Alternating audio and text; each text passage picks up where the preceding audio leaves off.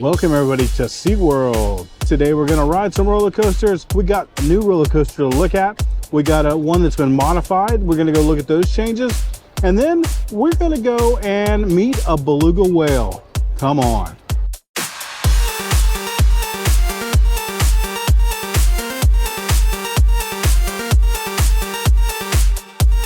So much like I've said many times, SeaWorld does a really good job with their festivals. Currently going on right now, it's the Seven Seas Food Festival. This goes through May 7th, but starting on May 27th, we start Summer Spectacular. So I don't know if this is going to be a rebranding of the former Electric Ocean, or if it's a whole new festival. We'll just have to kind of wait and see. SeaWorld is also going to be celebrating Cinco de Mayo from April 27th through May 7th. Got Fiesta in the Street, DJ dance party, live music, and Mexican flavors. We don't have an announcement yet on the actual day, but the map is saying spring 2023 for Pipeline. We know it's been testing. The track is completely done. They're just finishing on some of the landscaping and work around the grounds and the buildings. So hopefully soon we'll be on Pipeline. So some other major changes over here in the distance is Icebreaker. Now Icebreaker is the same coaster, but they made a slight change to it. So it used to have what was called a comfort collar, which is a sort of a, so I don't know how to explain it, kind of a plasticky vest that kind of comes down over your chest area, and you lock that in. And then it also had a lap restraint. They decided to take that comfort collar off, so now it's just a waist restraint.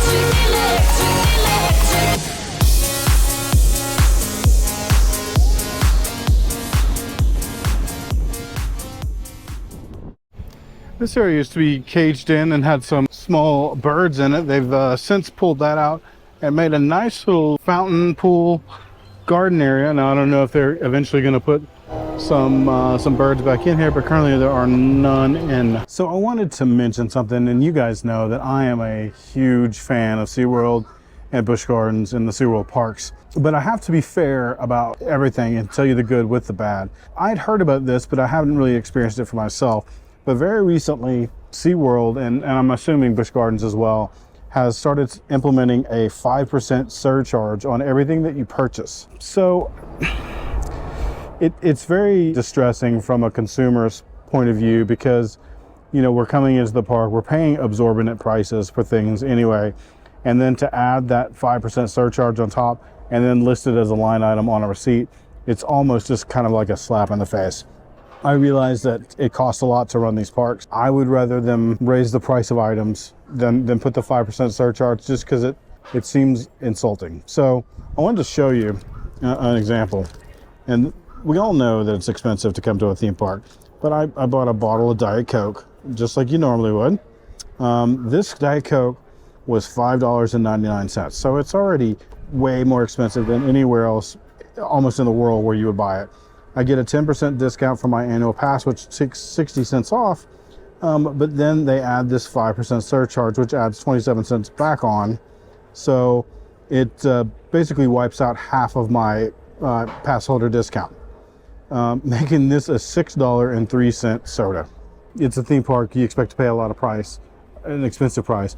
But I'm not a fan, SeaWorld, if you're watching this, of the 5% surcharge. I understand that you have to make some money somehow. But I don't know, that just doesn't seem the way to me to do it. So a couple of months ago, Rick and I came over. We did the behind the scenes sharks tour and really enjoyed it. It was free. It was a free pass holder perk at that time. But you know, they have a bunch of different behind the scenes animal tours, and I've been wanting to come back and do another one. So I decided to go online today and see what was available. One of my favorite animals here at SeaWorld is the beluga whale. They're beautiful. They're just so graceful in the water. And they have a beluga up close tour. I don't really know what all is going to happen on this tour. I didn't do a lot of research because I kind of wanted to be surprised. I am a little concerned that it did state in the terms that you would not be able to film So I don't know if I'm going to be able to film. I really hope I can, because I want to be able to share this experience with you. I'm right here at the base of the Sky Tower. This is also where you buy your Sky Tower tickets, or if you're a pass holder, you just get your tickets printed out. It's also the tour check-in desk. So you come here 15 minutes before your tour starts, check in, and your tour guide will pick you up here, and then you go from here. So we're currently hiking over to Wild Arctic to start our tour. Again, our tour guide didn't really say much. Looks like there's 2, 4, 6. I'm number 10 in the tour. I think I took the last spot. So 10 people to this tour. Give you a quick recap on the beluga whale tour. Unfortunately, what I had heard earlier was true. We were not allowed to bring any cameras or phones or anything to record. Now that was for the whale safety, because we were interacting with our hands, and they just wanted to make sure that people didn't drop anything and then the whales swallow them, because that would not have been good. This was a very, very good tour. Well worth the money, in my opinion. The tour lasted about 30 minutes. So we went back to an area behind the beluga whale's habitat. Out back, they have like a pool that they use for medical stuff, and if they need to quarantine the whales for a procedure or for whatever reason. We were able to walk right up to the edge of the pool. The trainers were able to call over the belugas. They demonstrated some of their hand gestures to get certain behaviors from the whales. What SeaWorld always will tell you with all of these interactions is that they don't force their animals to do anything they don't want to. So if they ask them to do a behavior and the animal doesn't want to, there is no negative reinforcement. It's only positive reinforcement. The whales seem to respond very well. We were able to feed the whales. We were able to feel their skin and their backs. They're beautiful animals. I wish that Jen was here with me. If I'd known it had been that good, I probably would have waited. So again, there's tons of animal experiences. There's stuff with the dolphins. There's stuff with the sea lions. There's stuff with the sharks, the belugas, the walruses, so on and so forth. If you have time, or if you're a local and you want to do something new and different in the theme parks that you haven't been able to do before, these behind the scenes tours are really great. You can sometimes catch them on deal. Sometimes they have a discounted price for annual pass members, but for the most part, they are, somewhere between $30 and $60 for about a half hour. So again, belugas behind the scenes definitely gets my recommendation. Let's go find something to eat. I think I have something in mind. Well, my plan got foiled. I was coming over here to Watery Grill to get some lunch, but it's saying that the Watery Grill is closed. I've come by Lakeside Grills, I don't know how many times. At least it seems like a half a dozen. And I've always opted out, or it wasn't open or whatever. But today we stopped. So I got a Greek kebab salad with steak, and I just got a side of veggies. Okay, so definitely a healthier alternative than burgers and fries, even though they still have burgers and fries. They also have a Mediterranean turkey burger. Some better options, some hummus and such. So, okay, it was okay. It was a salad and veggies. The meat was way overcooked and kind of cold, but otherwise I enjoyed it. Dreaming of a magical vacation to Central Florida or a cruise getaway? Look no further than Sunshine Tree Travel. We're your experts in booking trips to Walt Disney World, Universal Studios, and amazing cruise line packages. Our experienced team offers personalized service, and the best part? No fees for our services. Let us make your travel dreams come true. Contact us today at www.sunshinetreetravel.com. Sunshine Tree Travel, your gateway to unforgettable vacations.